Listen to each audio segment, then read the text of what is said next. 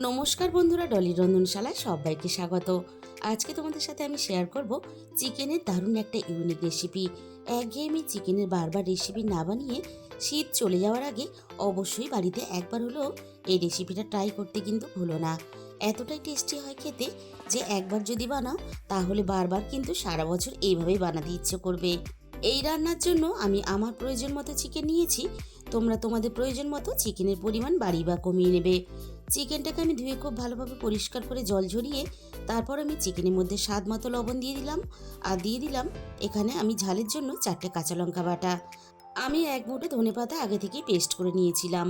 তার থেকেই কিছুটা আমি এখন দিলাম আর কিছুটা আমি রেখে দিয়েছি, পরে দেব। এবার আমি চিকেনের মধ্যে দিয়ে দেব চায়ের বড় চামচে 2 চামচ টক দই।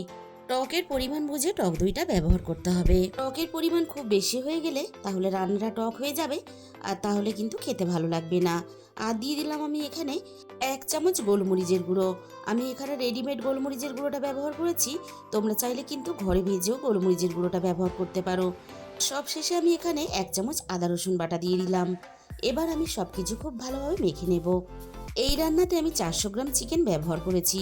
সেই হিসাব করে আমি সমস্ত কিন্তু এখানে মশলাগুলো দিয়েছি। তোমরা যে পরিমাণ চিকেন ব্যবহার করবে রান্নাতে সেই হিসাব করে মশলার পরিমাণটা বাড়িয়ে বা কমিয়ে নেবে। আর এটাকে রেস্টে রাখার দরকার নেই, সাথে সাথেই কিন্তু আমি চিকেনটাকে বানিয়ে নেব। তার জন্য আমি এখানে কড়াইয়ের মধ্যে প্রথমে দিয়ে দিলাম পরিমাণ মতো সর্ষের তেল। আর এই রান্নাটা সর্ষের তেলেই করার চেষ্টা করবে, তাহলে রান্নার স্বাদটা অনেক বেশি ভালো হবে। তবে তোমাদের সুবিধা মতো রিফাইন তেলেও রান্নাটা করতে পারো। তেলটাকে আমি প্রথমে খুব ভালোভাবে গরম করে নিয়ে এবার আমি তেলের মধ্যে ফোড়নে দিয়ে দেব গোটা গরম মশলা। এখানে আমি 3টে এলাচ, 4-5টা লবঙ্গ আর 4 টুকরো আমি এখানে ডালচিনি ব্যবহার করলাম। এবার আমি ফোড়নে দিয়ে দিলাম 8-10টার মতো গোটা গোলমরিচ। ফোড়নটা আমি হালকা একটু ভাজা ভাজা করে নিয়ে এবার আমি দিয়ে দেবো তেলের মধ্যে পেঁয়াজ কুচি। আর এই রান্নার জন্য আমি এখানে মাঝারি সাইজের 2টো পেঁয়াজ ব্যবহার করলাম। সমস্ত পেঁয়াজ কুচি আমি দিয়ে দিয়েছি। এবার আমি পেঁয়াজটাকে নাড়াচাড়া করে হালকা একটু লালচে করে আর নরম করে ভেজে নেব। এই রান্নার জন্য পেঁয়াজ কিন্তু খুব বেশি লালচে বা মুচমুচে করে ভাজা যাবে না। পেঁয়াজের গায়ে দেখো একটা সুন্দর সোনালি কালার চলে এসেছে আর বেশ ভালোভাবে নরমও হয়ে গেছে। ঠিক এরকম করেই পেঁয়াজগুলো ভেজে নিতে হবে। পেঁয়াজের সাথেই আমি আরও 1 চামচ আদা রসুন বাটা দিয়ে দিলাম। আমি এখানে আদা রসুনটা একসাথেই বেটে ব্যবহার করেছি। তোমরা চাইলে আলাদা করে বেটেও রান্নাতে ব্যবহার করতে পারো। পেঁয়াজের সাথে আমি আদা রসুনটা বেশ ভালোভাবে একটু কষিয়ে নেব। মিনিট 2-3 মতো আমি আদা রসুনটা বেশ ভালোভাবে কষিয়ে নিয়ে এবার আমি রান্নার স্বাদ মতো লবণটা দিয়ে দিলাম। এবার আমি দিয়ে দিলাম চায়ের চামচের 1 চামচ ভর্তি করে ধনে গুঁড়ো। এই রান্নাতে কিন্তু আমি আর অন্য কোনো রকম বিশেষ মশলা ব্যবহার করব না। এই রান্নাতে আমি কোনো রকম হলুদ গুঁড়ো বা লঙ্কার গুঁড়ো ব্যবহার করব না। এখানে আমি ঝালের জন্য কাঁচা লঙ্কা আর গোলমরিচের ঝালটাই ব্যবহার করলাম। আর ঝালের পরিমাণটা অবশ্যই নিজেদের স্বাদ মতো ব্যবহার করবে। মিনিট খানেকের মতো আমি মশলাটা নাড়াচাড়া করে নিয়ে ম্যারিনেট করা চিকেনটাকে দিয়ে দিলাম। আর এই রান্নাতে লঙ্কার গুঁড়ো বা হলুদের গুঁড়ো ব্যবহার করলে তাহলে রান্নার কালারটা যেমন চেঞ্জ হয়ে যাবে, তার সাথে সাথে রান্নার স্বাদটাও কিন্তু বদলে যাবে। তাই হলুদের গুঁড়ো বা লঙ্কার গুঁড়ো কোনোটাই কিন্তু ব্যবহার করা যাবে না।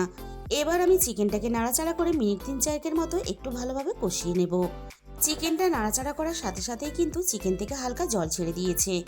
এবার আমি গ্যাসের ফ্লেমটা লো টু মিডিয়ামে রেখে কড়াইটা একটু ঢাকা দিয়ে দিলাম। মিনিট 3-4 মতো আমি কড়াইটা ঢাকা দিয়ে দিয়েছিলাম। এবার আমি কড়াই থেকে ঢাকাটাকে সরিয়ে নিলাম। আর দেখো চিকেন থেকে বেশ অনেকটাই কিন্তু জল ছেড়ে দিয়েছে। আর এই চিকেনের জলেই কিন্তু আমি চিকেনটা ভালোভাবে রান্না করে নেব। এই রান্নাতে এক্সট্রা করে আমি কিন্তু কোনো রকম বেশি জল ব্যবহার করব না। এবার আমি গ্যাসের ফ্লেমটা লো টু মিডিয়ামে রেখে চিকেনটাকে এইভাবে একটু ফুটতে দেব। মিনিট 5 মতো আমি চিকেনটা বেশ ভালোভাবে ফুটিয়ে নিলাম। ঝালের জন্য আমি এখানে আরও 2টো চেরা কাঁচা লঙ্কা দিয়ে দিলাম। আর সাথেই আমি এখানে দিয়ে দেব 1/2 চামচের মতো গরম মশলার গুঁড়ো। এবার আমি গরম মশলার গুঁড়োটা নাড়াচাড়া করে খুব ভালোভাবে মিশিয়ে দেব। বন্ধুরা, তোমরা একদিন হলেও চিকেনের এই রেসিপিটা বাড়িতে অবশ্যই ট্রাই করো। গরম গরম ভাত, রুটি, পরোটা, লুচি সব কিছুর সাথেই কিন্তু খেতে দুর্দান্ত লাগে। যে বাটিতে আমি চিকেনটা ম্যারিনেট করে রেখে দিয়েছিলাম সেই বাটিটা ধুয়ে আমি মশলার অল্প একটু জল দিয়ে দিলাম। আর সাথে বাকি আমি যে ধনেপাতার পেস্টটা রেখে দিয়েছিলাম সেটাও আমি একই সাথে দিয়ে দিলাম। চিকেনটা আমি নাড়াচাড়া করে আরও একটু ভালোভাবে কষিয়ে নেব। চিকেনটা আমি বেশ ভালোভাবে মিনিট 5 মতো কষিয়ে নিলাম।